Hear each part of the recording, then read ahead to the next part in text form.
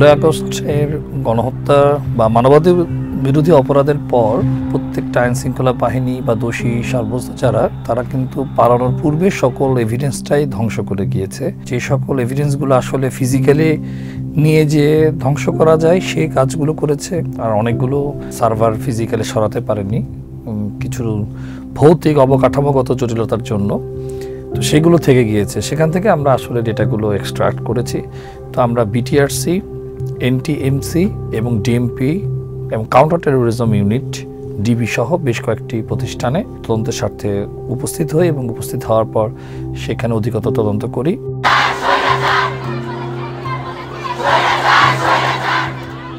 Digital point of ভিউতে আমি যদি আলোচনা করি, প্রথমত হচ্ছে এনটিএমসিতে সাবেক প্রধানমন্ত্রীর যে সকল মুঠোফোন নাম্বারগুলো ছিল এবং সেখান থেকে তারা যে ফোনগুলো ভয়েসে দিয়ে রেখেছিল এবং সাবেক প্রধানমন্ত্রীর সাথে যাদের কথোপকথন হতো তাদের যে সকল নাম্বারগুলো ভয়েসে ছিল, কল লিস্ট ছিল, তাদের রেজিস্ট্রেশন ডিটেলস অনেক কিছু আসলে মুছে ফেলা হয়। পরবর্তীতে অডিট লগের সমন্বয়ে যে গোপন করা যে সকল তথ্য, সেই তথ্যগুলো আসলে উদ্ঘাটিত হয় এবং রিকভারির প্রসেস অব্যাহত থাকে, যার ফলে যে কনভারসেশনগুলো সেগুলো আমরা রিকভার করতে পেরেছি।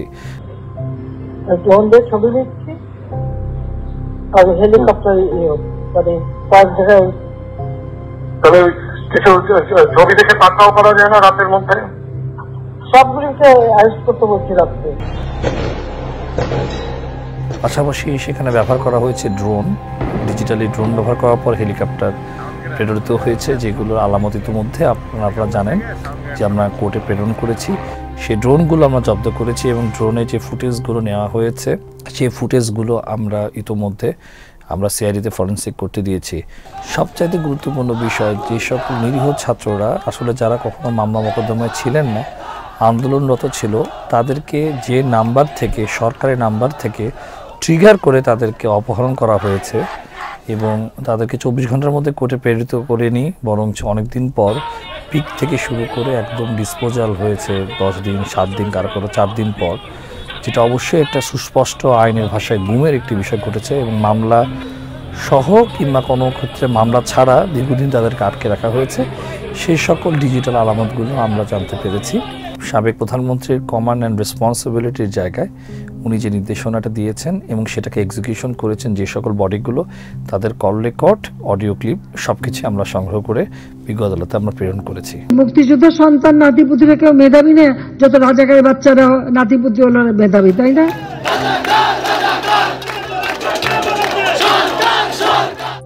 কোন দেশে বাস করি আমরা, এদেরকে বাঁচতে পারছে তো সব থেকে রাজাকারদের কি অবস্থা দেখিস না, সব ফাঁসি দিচ্ছে, এবার চলেও চলবে না।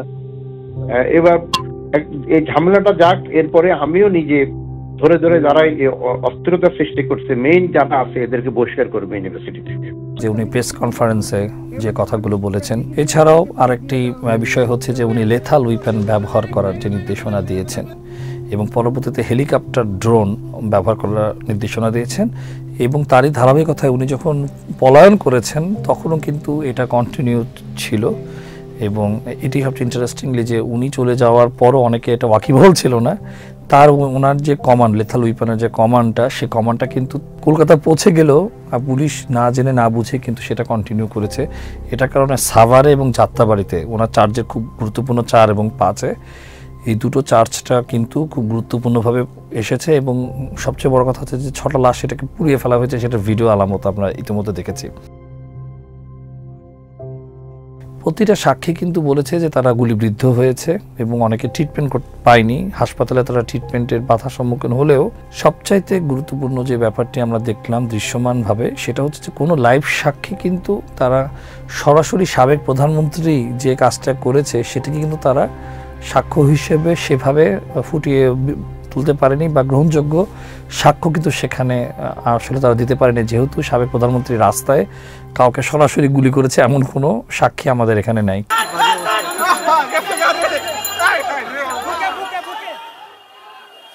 আমাদের অডিও ভিজুয়াল যে বা জিপিআরএস, জিপিএস, আইপিডিআর এর অ্যানালিসিসে ওনার যে নির্দেশনা, অর্থাৎ ওনার মুঠোফোনের যে আইপি, যে ল্যাক, যে সেল গণভবন থেকে যেটি আসলে বিভিন্ন ফোনাফলাপে এসেছে সাবেক মেয়র তাপস ফজলেনুর তাপসের সাথে কথোপকথনে, এবং উনি যে সরাসরি যে লেথাল উইপেন ব্যবহার করার জন্য নির্দেশনা প্রদান করেছেন, এবং হাসানুল হক ইনুর সাথে কথোপকথনে আসছে যে 36 সেনা পাঠানো হচ্ছে, উপর থেকে বোম্বিং করা হচ্ছে, এবং মিডিয়াকে আসলে আনার জন্য হাদিয়া থোড়াসা হাদিয়া দে দো এরকম কথাবার্তা উনি বিপু সাহেবের সাথে, সাবেক প্রতিমন্ত্রী বিদ্যুৎ, ওনার সাথে সরাসরি এইভাবে কথা বলেছেন। পাশাপাশি সবচেয়ে ভয়ঙ্কর যে ব্যাপারটি সেটা হচ্ছে যে বিদ্যুৎ এবং ইন্টারনেট বন্ধ করে দেওয়া, এবং ছাত্ররা যে রাজাকারদের পক্ষে চলে গেল, ছাত্ররাও রাজাকার এবং তাদের বোঝা উচিত যে রাজাকারদের উনি কি করেছেন, ছাত্রদেরকেও কিন্তু রূপক অর্থে উনি বলতে চাইছেন রাজাকার, এবং তাদেরকে কি করেছেন সেটারও একই পরিণতি হবে।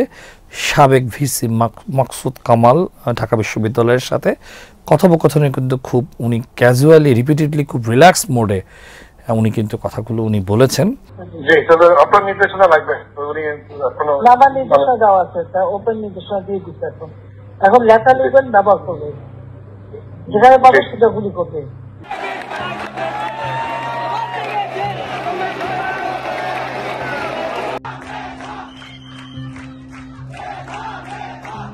তো খালি ঢাকাতে আপনার রামপুরের দিকে এবং রামপুরা ক্লিয়ার, শনি রাখা একটু ঝামেলা এখন আছে, কিছু মোল্লারাই 41টা জানি না, খালি মোল্লা না, ওখানে অনেক মাদ্রাসা আছে, ওই নজর ব্যবস্থা নেওয়া হচ্ছে, মাইকিং করতে হচ্ছে।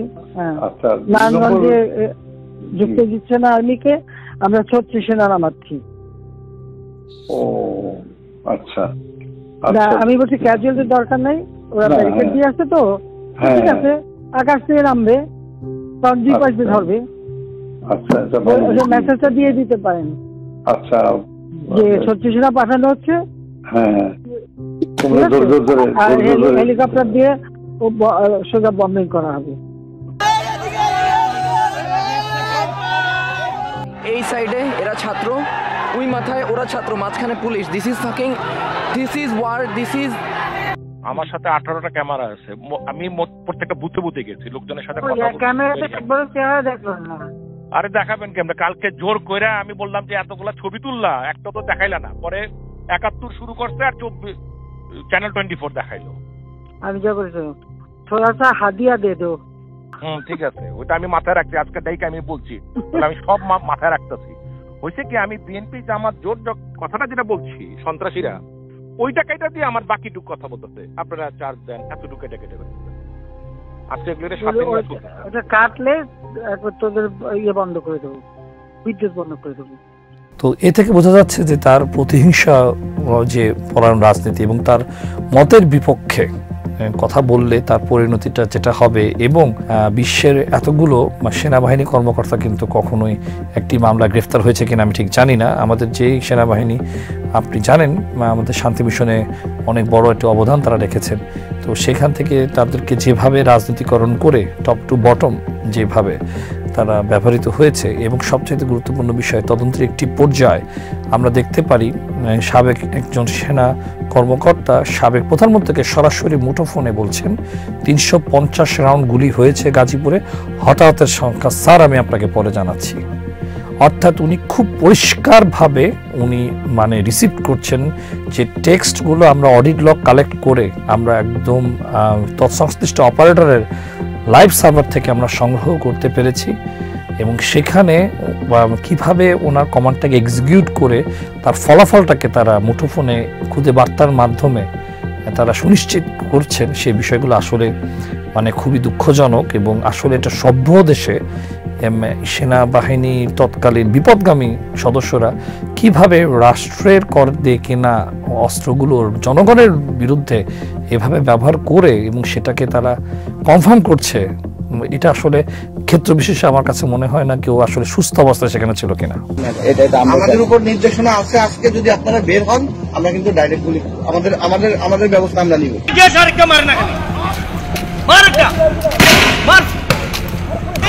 ডিজিটাল এভিডেন্সটা আসলে যে কোনো দেশে অকাট্য প্রমাণ হিসেবে ব্যবহৃত হয়। তাছাড়া সাফাই সাক্ষ্যটা খুব গুরুত্বপূর্ণ। সার্কামস্টেন্সিয়াল এভিডেন্স হিসেবে ডিজিটাল যে তথ্যপাত্র আছে, প্রথমত হচ্ছে লেথাল উইপেন ব্যবহার করা। সেখানে আমরা ভ্যাটভক্স সফটওয়্যার দিয়ে আন্তর্জাতিক মানের সফটওয়্যার, যেটাতে ইন্টারন্যাশনাল সাইবার ক্রাইম ট্রাইব্যুনালে যে আন্তর্জাতিক মানদণ্ডে যে সফটওয়্যারটা দিয়ে আসলে মানুষের কণ্ঠ, শক্তি, প্রয়োগ, ডিএনএ অর্থাৎ টোনের যে ডিএনএ, সেই ডিএনএটি নির্ণীত হয়, সেই সফটওয়্যারটা দিয়েই কিন্তু সিআইডি বাংলাদেশ পুলিশ সেটা পরীক্ষা করেছে, ফরেনসিক বিশেষজ্ঞ দিয়েছেন।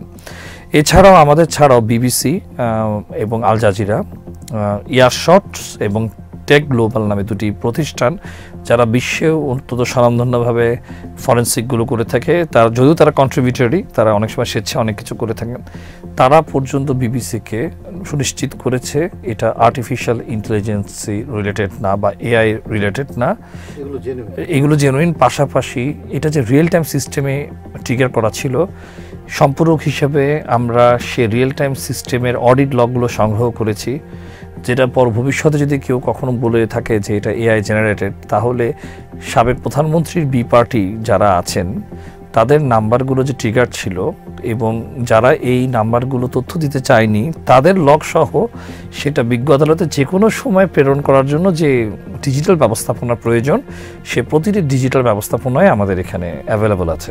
বিশ্বের যে কোনো আদালতে যদি আমাদের যে এভিডেন্সগুলো আমরা আন্তর্জাতিক অপরাধ ট্রাইব্যুনালে আমরা যেটা প্রেরণ করেছি সেগুলো যদি তারা ক্রস চেক করে থাকেন, নিশ্চিত আমার জ্ঞানত এটা ফলাফল একই হবে। প্রত্যেকটা ডিজিটাল এভিডেন্সটা ম্যানুয়ালি করার অপরচুনিটি নেই, সুযোগ নেই ম্যানুয়ালি আপনি এটা ফরেনসিক করার। আমাদের যে অডিও ক্লিপটা আমরা কোর্টে দিলাম, আমাদের কিন্তু সাবেক প্রধানমন্ত্রী কিংবা অন্য কেউ, ওনার আইনজীবী অবশ্য বলার চেষ্টা করেছেন, উনি তো অনেক কথাই বলছেন সামাজিক মাধ্যমে, কখনো কিন্তু উনি প্রতিবাদ করেননি যে কণ্ঠটি ওনার নয়। এবং এই ব্যাপারে আওয়ামী লীগ কিন্তু তার অফিসিয়াল কোনো পেজ থেকে তারা কোনো কিছু বলেনি, যদিও ওনার লয়ার বলার চেষ্টা করেছেন, কিন্তু সেটাও কোন ভিত্তিতে বলেছেন এবং কোন সফটওয়্যার দিয়ে আসলে অডিও এই জাতীয় কণ্ঠ হুবহু করা যায়, এরকম যুক্তিতর্ক শুনানিতেও কিন্তু এরকম কোনো সফটওয়্যার নামও উনি বলতে পারেননি। সুতরাং উনি বলার জন্য বলেছেন, কিন্তু সাবেক প্রধানমন্ত্রী কিন্তু এই বিষয়ে নিশ্চুপ, উনি কিন্তু এই বিষয়ে কিন্তু কোনো কথা বলেননি।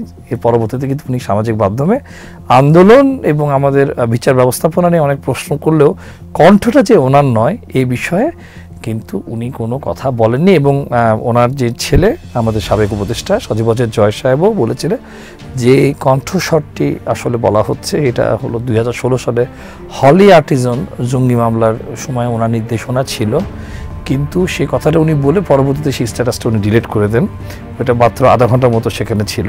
তো সুতরাং আমরা কিন্তু সেখানে সাবেক প্রধানমন্ত্রীর কল রেকর্ড এবং কার সাথে কথা বলেছে তার অডিও কল এবং দুপক্ষের সিডিআর, পাশাপাশি ওনার কথা যে যারা এক্সিকিউট করেছে সেই এক্সিকিউটের ভয়েস কল এবং তারা খুদে বার্তাতে SMS দিয়ে কনফার্ম করেছে ফায়ারিংটা, প্রতিটি জিনিসের অডিট লগ আমরা বিজ্ঞ আদালতে প্রেরণ করেছি। আমাদের কিন্তু ডিজিটাল ধ্বংসযজ্ঞর মধ্যে থেকে ডেটা উদ্ধারের যে যুদ্ধ চলছে সেটা কিন্তু এখনও শেষ হয়নি।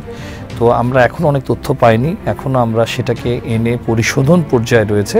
সেগুলো আনলে পরে আমার তো মনে হয় প্রতিটি চার্জই আসলে প্রমাণিত হবে। তারপরেও সন্দেহভাবে 2-3টা যে চার্জগুলো আছে এবং বিশেষ করে উনি যে কমান্ডিংয়ে থেকে সবাইকে নির্দেশনা দিচ্ছেন, একটি খুব এটা ভ্যালিড একটা চার্জ, যার কারণে সবাই আসলে অতি উৎসাহিত আছে। পাশাপাশি ওনার এরকম ইনস্ট্রাকশনের কারণে আরও পরিচিত হয়ে তারা ধ্বংসযজ্ঞগুলো চালিয়েছে, সে চার্জগুলো খুব সহজে প্রমাণিত হবে বলে আমি মনে করি।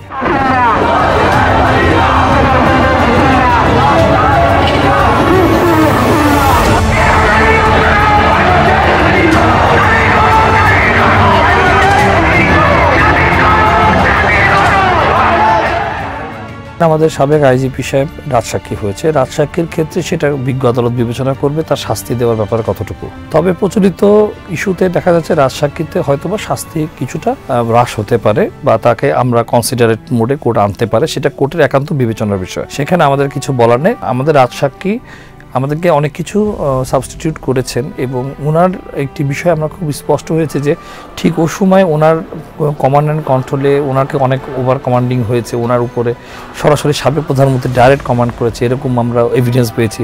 সেখানে কেউ তারা আইজির কথা কিন্তু কেউ শুনেছে, কেউ শোনেনি এবং অতি উৎসাহী কর্মকর্তারা কিন্তু বহুত আগেই দেশ ছেড়ে পালিয়ে গিয়েছে, যারা বাইরে থেকে এসে আরও নাশকতার বিষয়গুলো যেগুলো করছে আপনি দেখেছেন।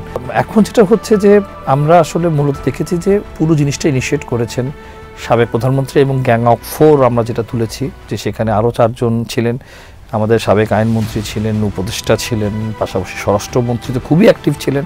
এবং অদ্ভুত হলেও সত্যি যে র্যাবের হেলিকপ্টার থেকে ব্যবহার করে গুলি করার যে একটা অদ্ভুত পরিকল্পনা, এটা সাবেক ডিজি র্যাব হারুন সাহেবের মাথা থেকে আসলেও সাথে সাথে এটাকে কিন্তু মানে অ্যাকসেপ্ট করেন আমাদের সাবেক স্বরাষ্ট্রমন্ত্রী, এবং উনি পরবর্তীতে প্রধানমন্ত্রীকে জানানোর পর ওনারা কিন্তু এরকম এটা এই আইডিটাকে ওনারা ইনোভেটিভ আইডিয়া বলে। কতটা মানসিকভাবে আসলে মানে বিষয়গুলো বিকারগ্রস্ত হলে পরে তারা এরকম ধরনের প্ল্যান করতে পারে, সেখানে ছাত্র জনতা থাকবে, হেলিকপ্টার থেকে সেখানে গুলি করা হবে। এবং আমাদের তদন্তে একটি পর্যায়ে দেখেছি যে হেলিকপ্টার ফ্লাইটে ভারী অস্ত্রশস্ত্র নথি আমরা পেয়েছি, এবং হেলিকপ্টারের উপর আমাদের আরও গবেষণা চলছে, আমাদের আরও রিসার্চ চলছে, কারণ অনেক ফ্ল্যাট প্যাথ থেকে শুরু করে টাওয়ার কমিউনিকেশন থেকে শুরু করে সব কিছু মুছে ফেলা হয়েছে, সেগুলো রিকভার চলছে।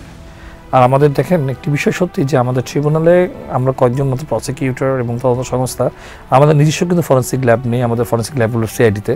তো যার কারণে ইন্টেন্সিভ এইসব ক্রিটিক্যাল ফরেন্সিকগুলো করলেই হবে না, সেটা বিজ্ঞ আদালতে এসওপি অনুযায়ী প্রেরিত করতে গেলে পরে যে মানব সম্পদ দরকার, সেটাও কিন্তু আমাদের একটা চ্যালেঞ্জ আছে এখনও। আমাদের মামলার ওয়াইড স্প্রেড এতখানি, এত আলামত, সে তুলনায় সেই ফরেন্সিক ইনভেস্টিগেটরের সংখ্যা খুবই কম বলবো।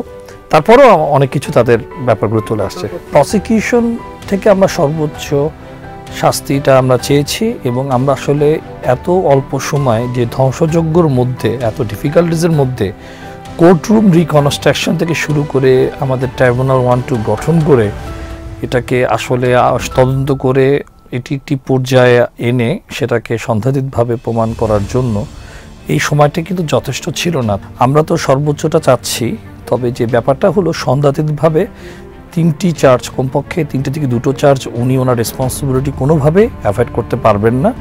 বাকি চার্জগুলো অনেক সম্পূরক, কিন্তু সেখানে ডিজিটাল পয়েন্ট অফ ভিউতে সেখানে 3টা চার্জের জন্য তো অ্যাভেলেবল যেটা আনা হয়েছে, সেখানে 2টো বা 1-2টোতে হয়তো ডিজিটাল এভিডেন্সের ক্ষেত্রে ওয়েটটা সেরকম আসলে না, সেখানে হয়তো কিছু তারতম্য ঘটতে পারে। তবে হ্যাঁ, এরপরও এত ডিফিকাল্টিজের মধ্যেও আমরা যে পরিমাণ যুদ্ধ করে মূল তথ্যটি উদ্ঘাটিত করেছি, সেটি যদি আসলে সঠিকভাবে আমাদের লিগ্যাল ফ্রেমে আমাদের বিজ্ঞ আদালত মনে করেন, আমি আশা করছি অনেকগুলো চার্জেই আসলে আমাদের যে সর্বোচ্চ যে আমাদের চাওয়াটি আছে, আমাদের সর্বোচ্চ শাস্তি, সেটা আসলে এক্সিকিউশন হবে বলে আমরা প্রসিকিউশন বডি মনে করি।